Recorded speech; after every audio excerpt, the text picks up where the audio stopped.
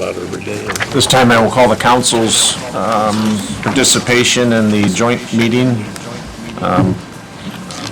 Open the meeting. Okay, and at this time, the commissioners will open the meeting also for a joint commission.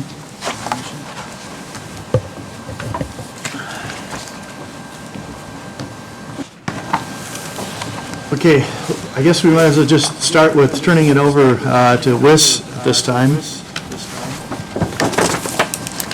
Good morning. I'm Senator Waggoner and Scheele Associates, and I'm here with Addie Brooker and Tyler Cookums this morning to present the Commissioners Council with a report and a job classification compensation analysis that we've been conducting here for the last several months. There's a lot of information here. We're not suggesting you take any actions today, but to take this and use it as a tool going forward to review your current classifications of your jobs as well as the compensation piece, which both we've looked at the internal comparisons as well as have conducted an external compensation survey and have that data here for you as well. All the information is current using 2019 information from the other municipalities that were surveyed. I'm going to walk through the report, and Addie will be going through the salary analysis spreadsheets with us here in a minute. And everything pretty well flows together. Hopefully you won't mix up your papers too much because it's going to follow a process. I think the other thing that would be helpful is I'm sure you'll have questions, but as we go through the process, hopefully we can get through most of this report and then take questions at the end, as some of them may be answered as we go along. Back in 2002, we were engaged by the county at that time to conduct a job classification compensation study, which involved the preparation of job descriptions, classifying jobs, wage and salary studies, and internal and external salary survey, much like we've done this year. This year we've been asked to do an update to make sure that the classifications are valid, they're reliable for you to use in terms of setting pay, that the job descriptions are all updated and are standardized and current. So the charge was, first of all, to prepare new job descriptions for all the county positions. This has been done. Angela and the auditor's office have been very helpful in this whole process, but this is the updated set of all the job descriptions. We've also furnished them electronically so that you can have them to use going forward for not only looking at compensation, but these job descriptions in themselves represent a vast majority of the work that has gone into this project. We began with the process earlier with a meeting with all the elected officials, all the department heads. They were provided copies of their existing job descriptions as well as job questionnaires to complete. We met with the elected officials, department heads. We had questions to verify the organizational structures within their office, the jobs that were current, jobs that had been changed, job titles that may have been changed, how the jobs were classified respective of the Fair Labor Standards Act, and that is how we've got jobs designated as excluded, exempt, or not exempt for overtime purposes under the FLSA, which that also appears on every job description. So that's been through a process, not only looking at pay, but we have taken the Department of Labor definitions and applied them to your job descriptions to derive a classification for how you treat those jobs under the overtime rules of the FLSA. There's some more in this report about that as we go along, but this has been a comprehensive process in terms of getting the job descriptions updated. Once we met with the elected officials, they completed the questionnaires, they made revisions to their existing descriptions, they returned them to us, who we in turn then drafted a new job description for all the jobs. Those again were returned to the elected officials, department heads, for their review and sign off. So it's been through this two-step process of review by the elected officials, department heads, and the employees. So as they signed off on the questionnaires, they were attesting that this is a fair and accurate statement of the job. It was signed and dated. Same happened on the draft descriptions that were returned, and then they came back. Now they're in the final form. So at the end of this packet, we have a suggested ordinance to use to adopt these job descriptions as the official job descriptions of the county. So that going forward, not only for use and compensation purposes, but for other uses that the department heads have to use these job descriptions, that they'll come into play. For example, if they do performance evaluations, they use the job descriptions to make sure that they're evaluating based upon the content of the job. Or if there's disciplinary issues, or if there's issues of people having to have a CDL or another license, those are in the job description. So it's important that these descriptions not only, be used for pay, but again, be used for these other purposes. There's a number of instances where either through a workers' comp claim or a family medical leave request, that we need a job description to send to medical professionals in order to evaluate whether or not someone can perform a job with or without accommodations, or whether or not they're meeting the requirements under the FMLA in order to be granted time away from their job. So for those medical professionals, they need to be responding to what is the actual job, not just a job title, but what the content is in the description. So I can't emphasize enough that these descriptions have continued use and value beyond just looking at the classifications for salary purposes. I guess another overriding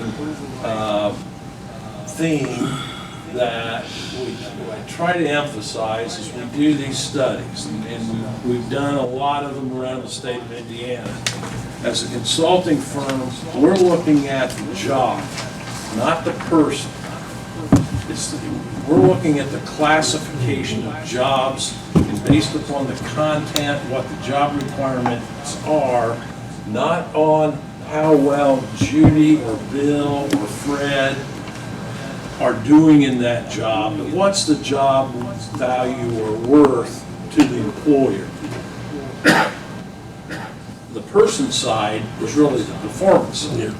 So once we establish a classification system built upon the job, what's the job worth to the county, there are other add-ons such as performance that you can look at in terms of how you evaluate how well people are performing. So we're looking at, as we classify these jobs, at the job and the job content without respect to how the job is being performed, how well or not. And we also make the assumption that the job is needed, otherwise it wouldn't be approved, it wouldn't be in effect. So it can be used going forward for restructuring, reorganizing offices, and a number of other uses. Once the job descriptions were finalized reviewed by the department heads and signed off on, we sat down as a consulting team and point factored every job description that is in this book. And this includes, which wasn't in the past, all part-time jobs as well as full-time jobs. So there's a complete classification of all the jobs. Now by, excuse me, by point factoring, and it's kind of a refresher because some of you have been active and familiar with this process and maybe new to others. The factor evaluation system was developed by the Department of Labor. It's not proprietary to consultants or anybody else. It's a public sector system.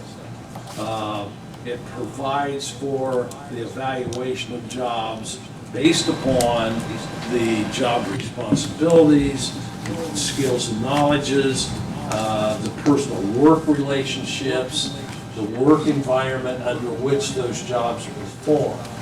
The key difference amongst jobs in the public sector in using this system is you can only compare like jobs with one another.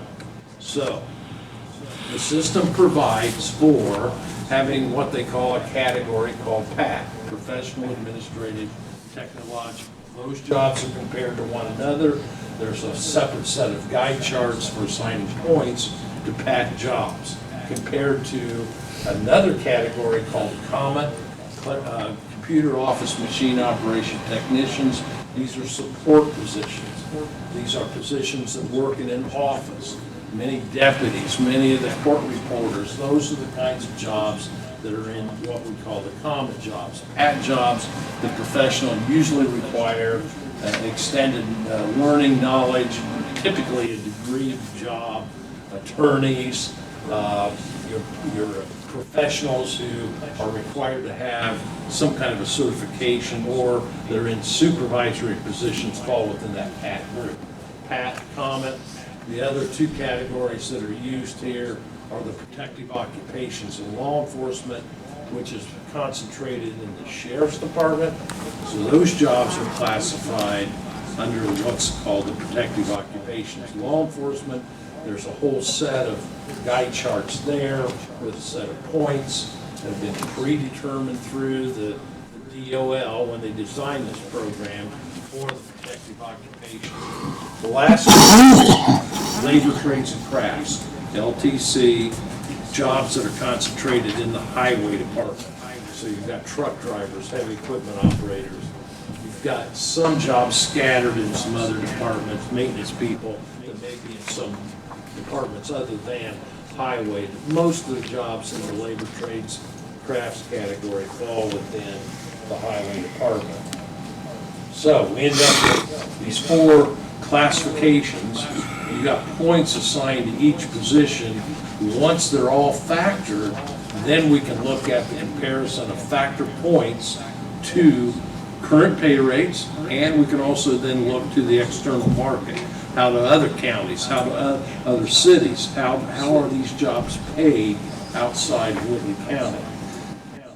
So based upon the fact that nearly 60 Indiana counties use the same system, as does the state of Indiana, and the state has been using this system for a long time. Governor Bowen was in office when he first installed it, still in use today. It's been updated through the years, but it's been a system that has stood the test of time. And I think it's because of its validity. I think it's because it was designed for the public sector, and because we're comparing like jobs with one another. In this system, you cannot compare an assessor's deputy to a truck driver. They're in two different job categories completely. You can't compare a police officer to the county attorney. Different categories completely. So the system allows for these four groupings. I think you're familiar with this, but sometimes through time, lose track of it. Office holders come and go, and we had a system at one time. We don't know how it worked, but anyway, that's what it was. Well, I think the council and the HR department through the years have been charged with maintaining the system, and council has taken on the role of evaluating presentations as they come forward, and individual elected official department heads have made their case why a job should be reclassified or upgraded or changed. And I think it was And this year, you said, look, we just stopped, we want to take a look, let's do a comprehensive study and have all the jobs collectively by an outside consultant. And that is what we have done. We've collected the data from the other municipalities, which is in here, and then here on the first couple of pages are some of the summary findings and recommendations that, and we'll go into some more detail, but these are central to what we've looked at and are recommending as things that need to be revised and modified. Under the current system, all POL, protective occupations, law enforcement jobs are classified together in a single POL job category. A recommendation here is to separate the POL jobs into what we would label merit POL positions compared to civilian POL positions. This maintains the separation between the merit police officers and your correction officers, your dispatchers, other jobs that are not part of the merit board system. So there's going to be, you're going to see a separation and a comparison of salaries to specific jobs for police as opposed to those jobs that are in the civilian POL category. And I think this will clarify and make the salary schedules particularly more specific to the jobs. In the comment category, there are currently 5 classification levels. However, there are very few positions that are classified in level 4 or 5. In this case, we're recommending to restructure the comment category into 4 classification levels to reflect the organization of the positions in the category. Again, I'll emphasize, we have refactored every job. So the points that you've had in the past will necessarily be identical to what you have in the future. The grades are not going to be identical to what you've had in the past, but I think what you have now is a reflection of what is current and what is accurate as of today with the jobs that you now have. And this takes into consideration those jobs that have been upgraded, that have changed over the past. And that was one of the issues that we discussed with the department heads when we met with them. I might say in the work process, we saw and heard from the department heads that they were welcoming this project, and they were very forthcoming and very helpful in terms of keeping the process going, getting things back on time. And I can't say enough about your HR director and your auditor's office for their assistance in keeping this project, on time. And I think we're seeing the results of that in terms of how quickly things have come together, and I think now have a basis for moving forward with updated information. In the labor trades category, number 3, there are currently 5 classification levels. However, there was no rank separation among the positions in the maintenance department. We had some positions that were together where supervisor and the subordinate were in the same level. So in this case, we are recommending that the labor trades and crafts category add a 6 classification level to accommodate the organizational rank structure that is there, particularly with the maintenance group. Item number 4, currently the communications director in the sheriff's department is classified in the protective occupations law enforcement category. Our recommendation in this report is to reclassify that position within PAC because the position is more heavily responsible for managing and supervising operations than performing the protective occupations, law enforcement kinds of duties. So that's a change in terms of moving one job from a category to another. Number 5, during our interviews, department heads requested that the county reinstate a performance pay system. This was developed back in after the original classification system was put in place, and it somewhere along the line has drifted off or not used. Our recommendation here is that council could consider doing that again. However, it would be our recommendation, if you implement it, that the department heads be provided training in the use of a standardized performance evaluation form, and also that any performance pay that may be forthcoming would be an add-on pay, not embedded into the salary of the employee, so as to not set yourself up in a situation where you've lost track of what the base pay is for the job. And in future years where someone leaves the position, new hire comes in, and there's that chance that the new hire is going to inherit some of that performance pay that was embedded in the base. It also provides council with the option or the choice in out years where if it's an add-on performance, I'd say lump sum, and use lump sums amount as opposed to percentages. That percentages will drive the audience nuts. Lump sums are relatively easy to do, so that, based upon your financial condition in out years, you can say, we can't afford performance this year. That's easier to take away and not fund than it would be if it's rolled into the base salary. So if you go down that road, it would be our recommendation to view the performance pay as an add-on pay for the employee. And then based upon the criteria that the evaluations have been done and the department has had training, and I know the council can't micromanage every office.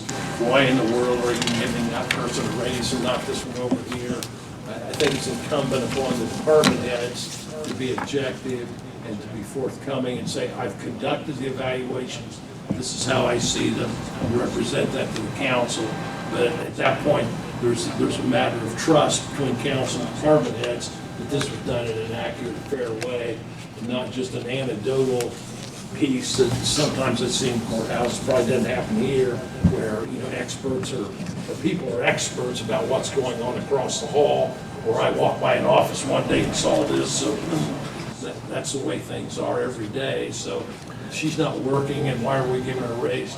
I don't think those are the kinds of issues you want to get into, but if you do get into the performance piece, it's a little more complicated than just say, here's some money, go spend it.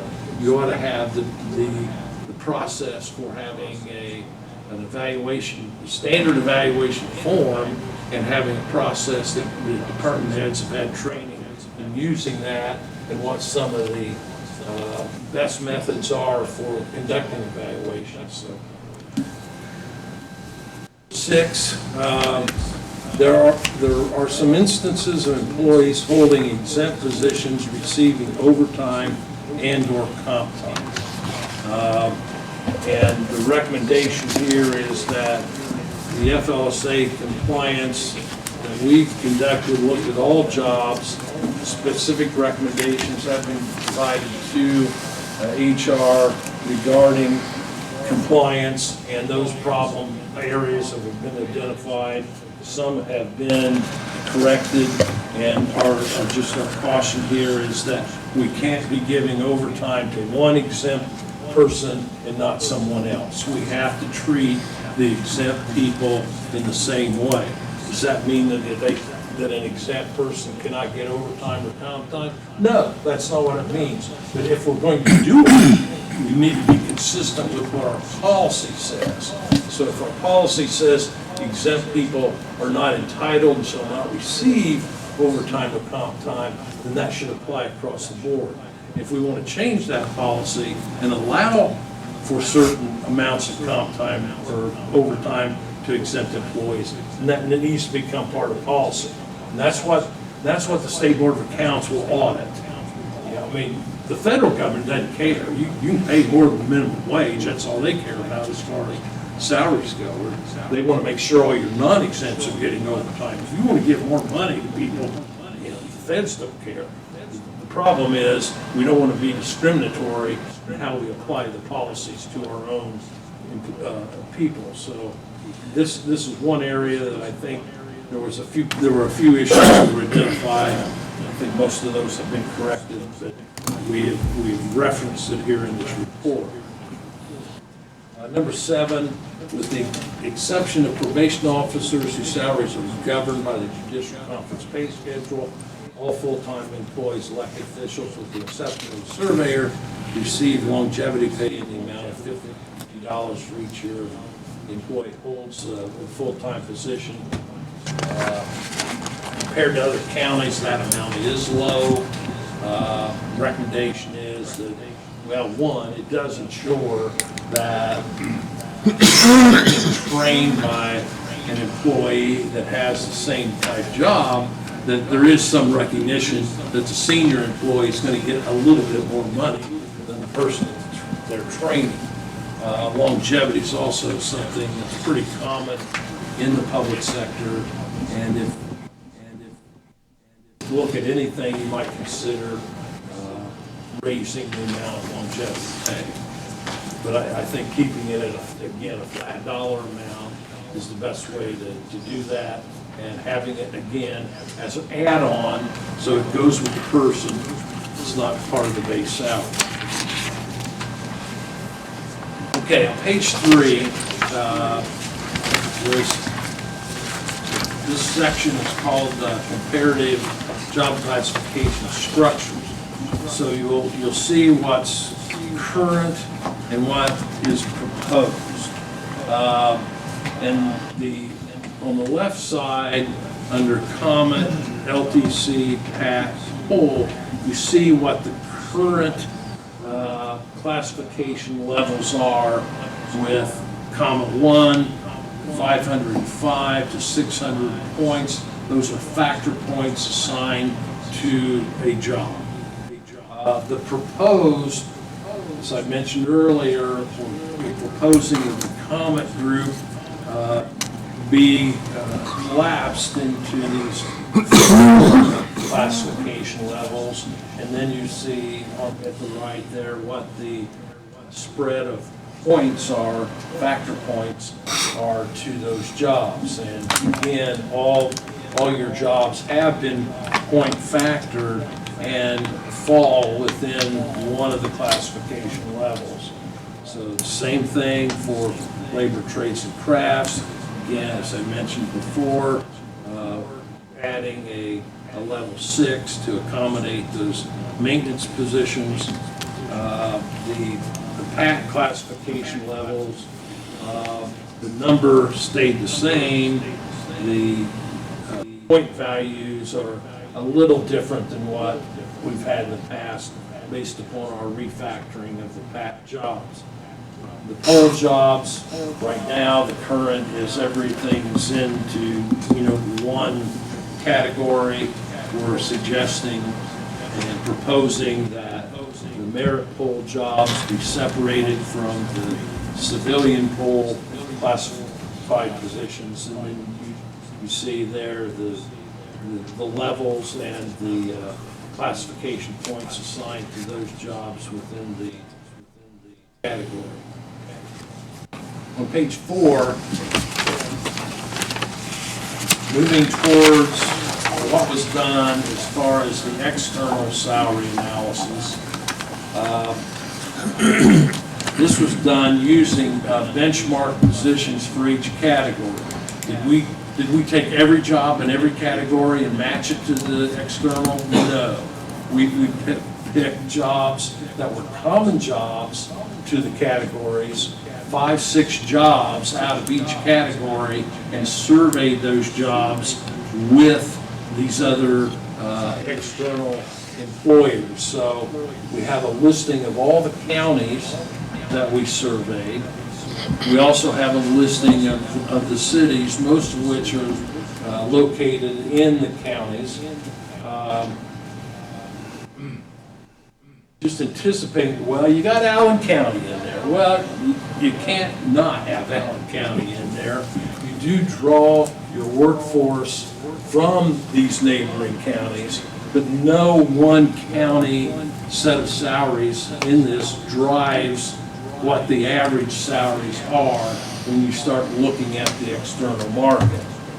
And just by the way, Allen County is not the highest paid in the lot with a good number of jobs. So, city of Fort Wayne is, but we didn't include the city of Fort Wayne. City of Fort Wayne jobs over the years, over the years they were driven by union negotiated salaries within the city. That has changed now, but the salaries are still up there based upon what their past history is. So even in Allen County, the county people all want to be paid like the Fort Wayne people, but that doesn't happen either. So I just wanted to emphasize that given all the data that we've collected, plus the surveys that we've purchased, as well as our own database, the salaries we have in here represent thousands of employees. So the matter of fact is the low and the highs will wash out, and we work with the middle 80% of the numbers. So we're not looking at the highest paid, we're not looking at the lowest, we're looking at that middle 80%. So we cut off the top 20 and we cut off the bottom. So we're looking at that middle set of data on the external salary lines that you're going to see here on these spreadsheets. So as we compare to the external market, the following pages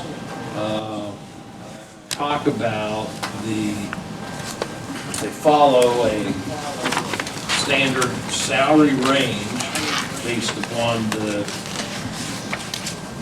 market and what that market range would be, and we've done some estimates of cost to come up to what would be the general midpoint range. So these spreadsheets that you're going to look at here will show that, and I'll ask Addie to go through those with you.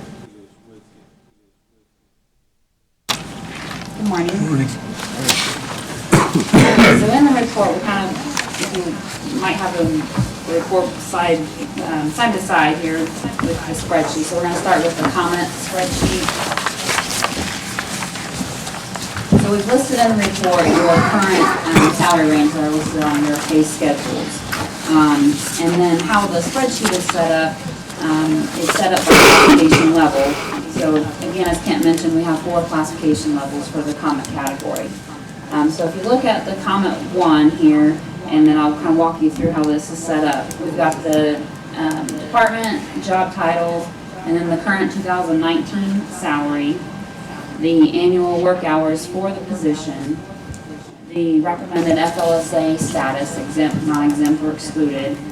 And then we've got a set of 4 columns, which we're calling the internal salary analysis. So we have ran an analysis matching up the factor points and the positions and the salaries for all your internal positions, and come up with an internal base salary, and then an internal max salary, which is 10% above that internal base. Kind of gives you an internal pay range there. And then going to the next 6 columns is what we are calling the external salary analysis. And here, from the report, we've listed the external midpoint. For comment 1 was 41,120, so that's in the middle of that set of data. So we've got the external midpoint, an external low salary and then an external high salary, and also the hourly rates for those salaries. And then the far two columns to the right are what we're calling the cost analysis. So we ran a cost to bring the positions, the current salary up to the internal base salary, and the cost to bring the position up to the external midpoint salary, just to give you an estimate of what the cost would be for that position. So if you look in the comment 1, just for example, the payroll deputy, which is the second to the last one in that group, the cost to bring that position up to the internal base salary of $40,110 was $1,731. And then the cost to bring it up to the midpoint, $41,120 was $2,741. Like Kent mentioned, we've classified all the part-time positions. So many of the internal adjustments you're gonna see that being applied to the part-time positions. When we are looking at the current salaries compared to the external, the majority of the full-time comment positions fall within that external salary range. So they may not be up to the external midpoint, but they fall somewhere in between the low and the external high. I think there was only one full-time comment position that was below the external low salary. So overall those positions are competitive by falling within that range. And the other point I wanted to make, so we've established the salary, the classification levels with a base hourly rate for each level, and then the salary actually reflects the hours that that individual position is working. So you might see some salaries that vary when you get into the part-time. If there's an employee that's only working 900 hours, the salary that you will see is reflective of the hours being worked. So the total cost to bring all the comment positions up to the external midpoint is $98,379. Okay. We will move to the LTCs, the next group. So in this group, as Kent mentioned, there are 6 classification levels. And again, this one is set up just like the comment spreadsheet. The internal adjustments that you see are all for the part-time positions. All the other full-time positions are at the internal base salary. And then all the full-time positions currently fall within the external salary range. So there were none that were below the external low salary. But you can see the total cost to bring all the LTC positions up to the external midpoint was $49,791. And there was one position in the LTC 5 that has an asterisk. It is the maintenance technician. I just wanted to point out that this is a proposed position. It hasn't been approved and adopted yet, but if it is going forward, you'll have a classification recommendation and a job description prepared. That was one of the items that was requested through the department head interviews, so we went ahead and prepared the job description for that. Okay, so the next group, if you turn to page 6 in the report, is your PAC group, Professional Administrative Technological. So again, you can see the current 2018 salary range on the report, and the external range, and the external midpoint. Here, we didn't change anything with the classification levels as far as the number. We did have a proposed position under the Commissioner's Department in the PAC 4s. So the Commissioner's Assistant position. So again, it's shown there in case it's approved and adopted going forward. There are 6 full-time PAC positions that fall below the external low salary. And all the other full-time PAC positions do fall within that external salary range. The paths are set up just a little bit differently as far as having to get a little more competitive in recruiting and retaining these positions. So their internal max salary is set at 15% above the base, and then the external high salary for the paths are set at 15% above the external midpoint instead of the 10%. It just gives a little wider pay range for those professional positions. Total cost to bring all the PAT positions to the external midpoint is $145,051.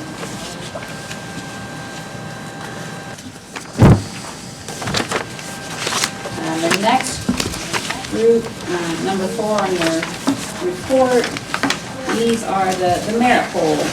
So these are your merit officers in the Sheriff's Department.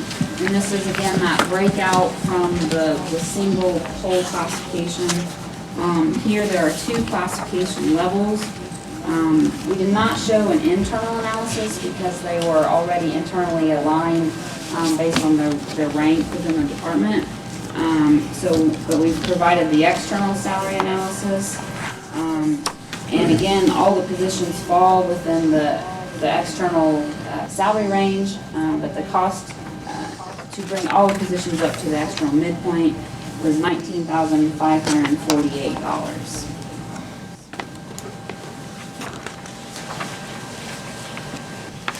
All right, the next group, see the civilian polls. Again, this is the second breakout from the single poll category, and here we have 4 classification levels. We had 2 full-time positions that were below the external minimum salary in the civilian poll category, and the remaining full-time positions did fall within the external salary range.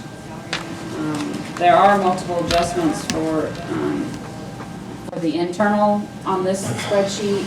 I'm trying to get them in alignment since the breakout of positions. So you'll see a larger cost to bring those positions into internal alignment, as well as the cost to the external midpoint.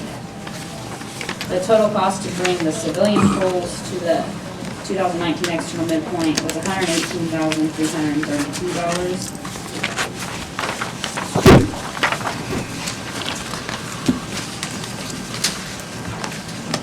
And then on page 7, we have an explanation. These are your special occupations positions.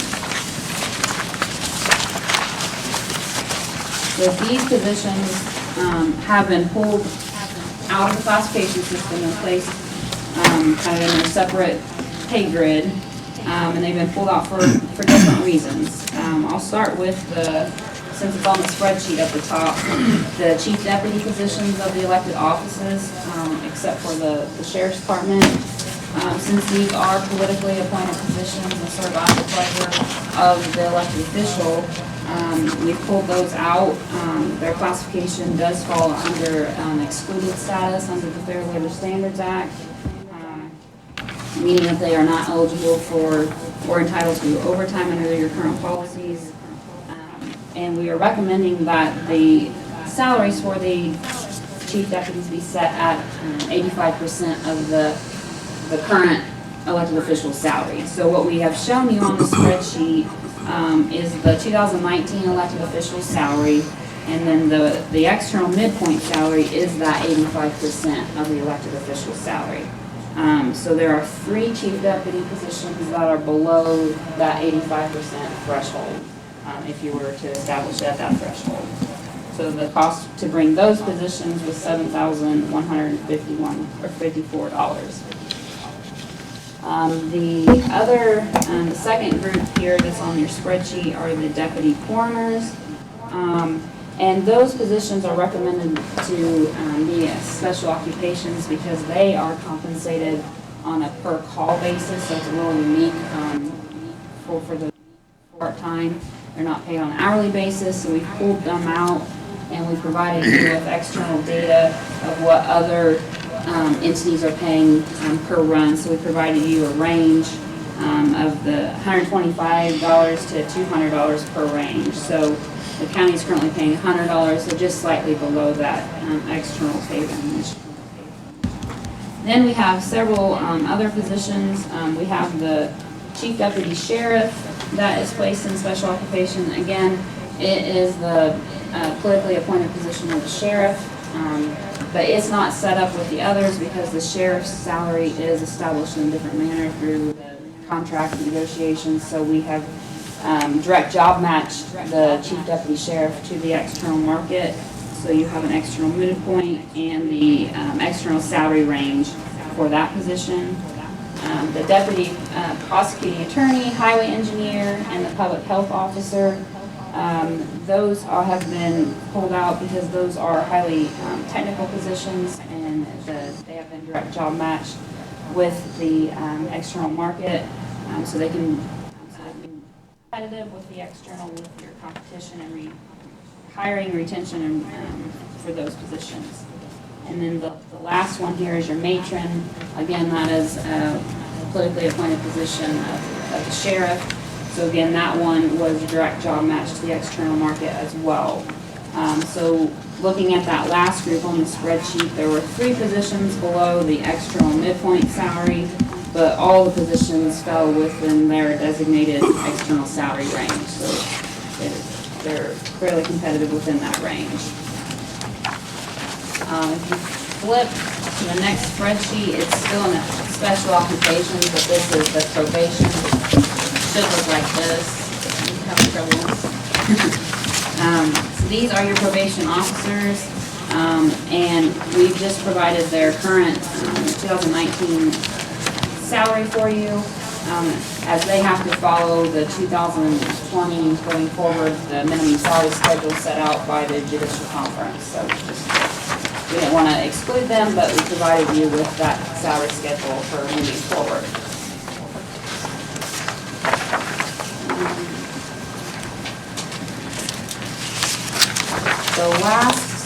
The second to last spreadsheet you have has all the elected officials. It should be your long run list.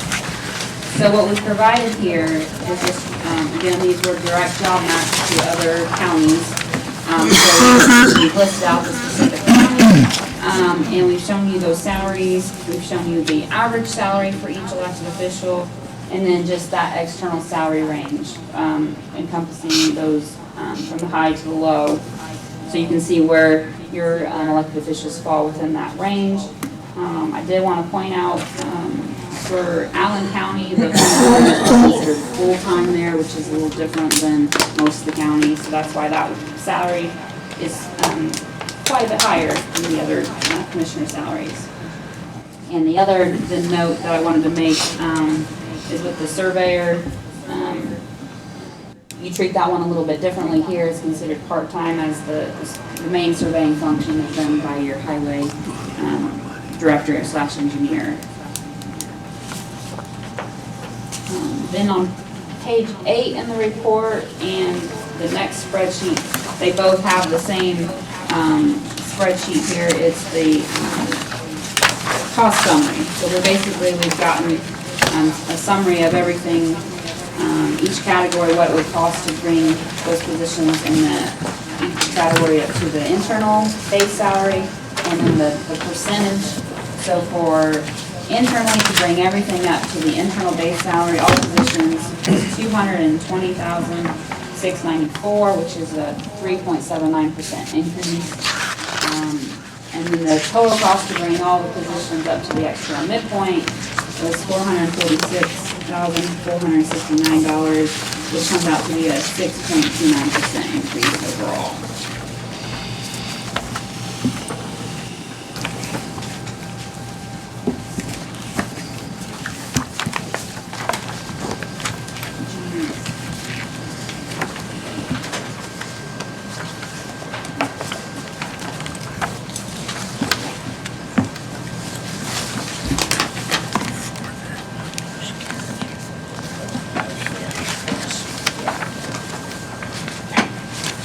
Did you have any questions on the spreadsheets? or how they were laid out, or anything you didn't? All right, we can't, well, I think we're on page 8.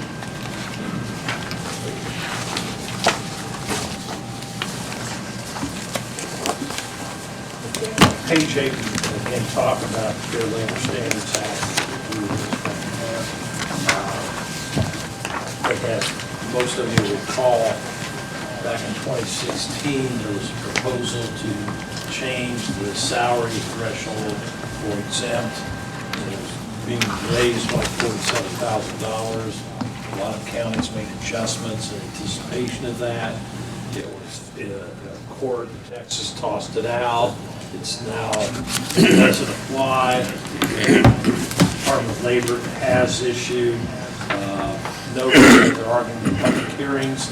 Again, they're looking at raising that salary threshold. Probably not something that drastic, going from like 24 to 47, but there was some suggested increase to the threshold. I think most of the jobs that you currently have classified as exempt are already there. It's just a matter of making sure that they continue to be compliant. The look at having positions designated excluded because of their political nature is something different than most counties have had in the past. They've usually just been exempt, but excluded is a definition under the FOSA that we had a labor attorney issue opinion on. So that is the reasoning behind the use of that classification level, or that classification designation. Talk about here on page 8, elements of the pay structure, internal pay equity, like jobs being paid in close proximity to one another. That is the internal pay analysis that is done and is shown on the spreadsheets. External pay equity, the pay relationship to the external market. Where do we want to pay in relation to that market? How much does it take to retain and recruit qualified people in our positions? And we know that in some positions in the county government, we're always going to be experiencing some turnover. The corrections officer job in the jails is one that it's hard to keep people in that position.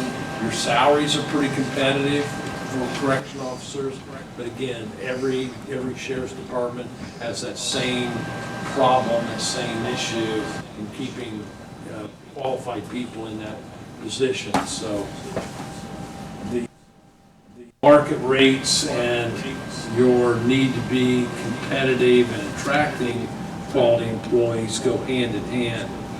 Again, we talked about performance pay, another element that you can use as part of your overall pay philosophy. Longevity pay is defined again. Tech pay is something that's the specialty pay it's found in law enforcement and fire departments more than nearly any place else. Scuba divers sometimes are given additional compensation for being a member of a SWAT team or whatever. That's not really been a part of your pay system here in the past.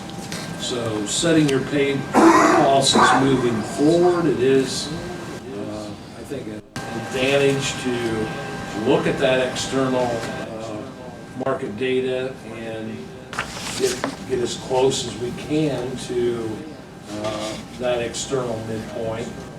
And setting your salaries, you've got a number of choices. You can go to the external, you can look at across the board percentages, or flat dollar amounts, or no raises at all. But I think what you have now is a tool that you can use to make those decisions. All the categories aren't the same.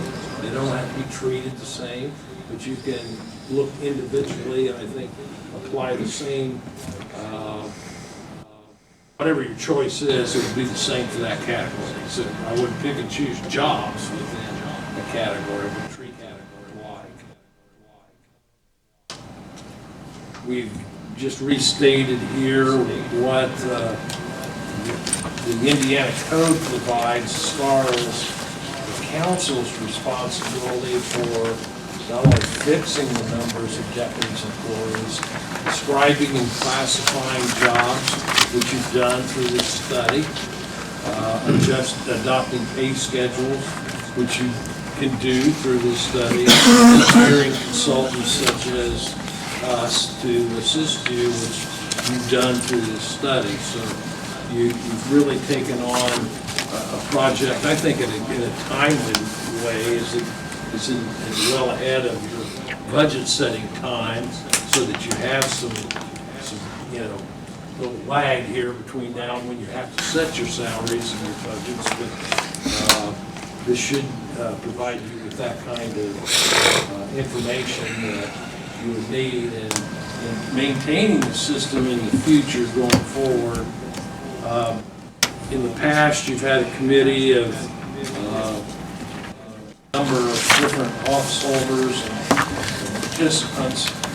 We provided you with an ordinance to adopt a maintenance program. There's two ordinances, one to adopt the job descriptions, another one to adopt the maintenance procedures. And here, we're suggesting to council to redefine and restructure that particular function to make it a subcommittee of council. This is council's job, setting pay, and that having a subcommittee review the classifications falls back to having those counselors make those decisions as opposed to broadening out that to everyone else. Department heads, other elected officials propose classifications, but it ultimately is council's job to do that. So we're suggesting, and we found this to work pretty well with some other councils, that the council maintains that structure so that it goes through a process of the council subcommittee, then on to the council whenever there's a change to a classification. So as consultants, we're available to assist you in that process. We do this with a number of our other clients where when jobs come up for review, we can draft new job descriptions, we can look at them and give you an independent evaluation as to whether or not it changes the classification in terms of points. We've done a little bit of that over the years, and that's it's a function that's pretty well been done internally here within the county. So we just lay that out as another choice in terms of how you maintain the system going forward, and hopefully put some of these controls in place so that you're really not looking at another study like this anytime soon. And I think right now you have a solid foundation with all the new job descriptions. It's a matter of updating. Take a look at them every couple of years, recirculate them, get a new date on them so that they are current, that they shouldn't change anything in a drastic way unless there's just a brand new job or something else that's added to the system. So with that, we're open to any questions you may have from, I know it's a lot of information given to you this morning, but we'd be happy to take any questions.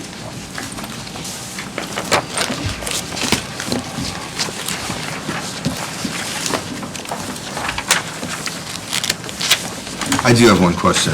Addie, you mentioned the 85% for chief deputies. Where does the 85% come from? We were looking at making sure, one of the rank structure within each office and the classification of the comments. So we wanted to make sure that there wasn't pay compression from, because the chief deputies are generally supervising positions in the comment. So setting that above the comment category, but then at a reasonable percentage of the electrician's salary. So that's where we came up on the 85%. Okay.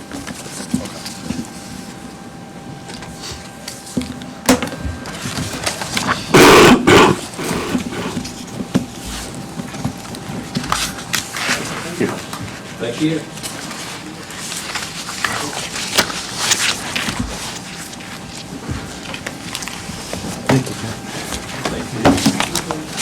We have to mull this over a little bit now. Give us some home enrichment. Yeah, don't read this at bedtime.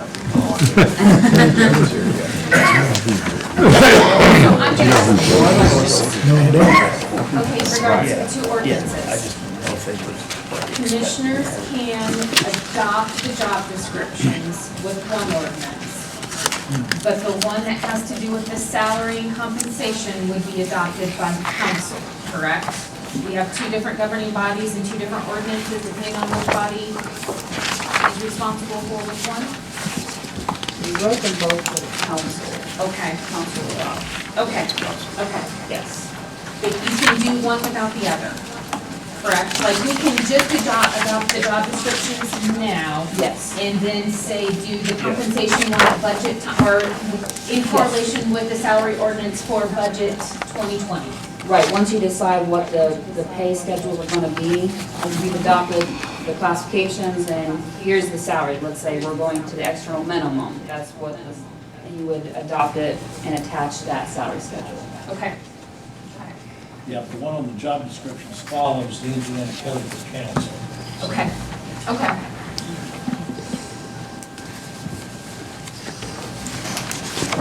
Basically, the commissioners who have signed off on the descriptions that come under their department.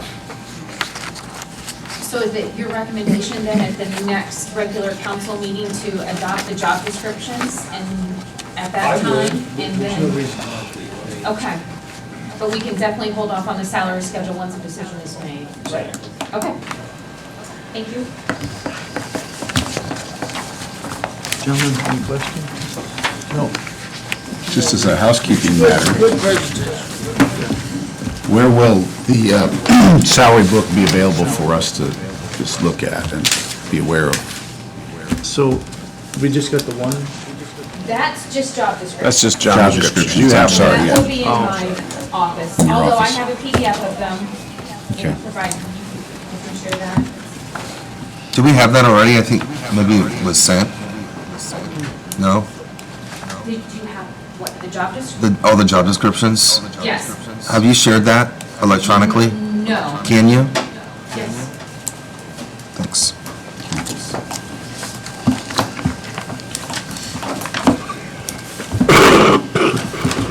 This was a very informative presentation. Thank you.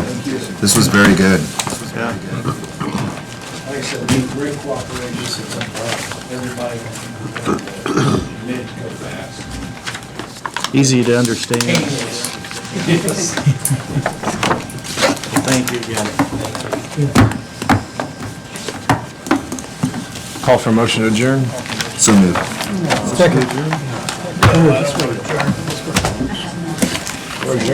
Be sure to thank All those in favor, please respond by raising your right hand. On motion to adjourn, meeting's adjourned. Okay. Commissioner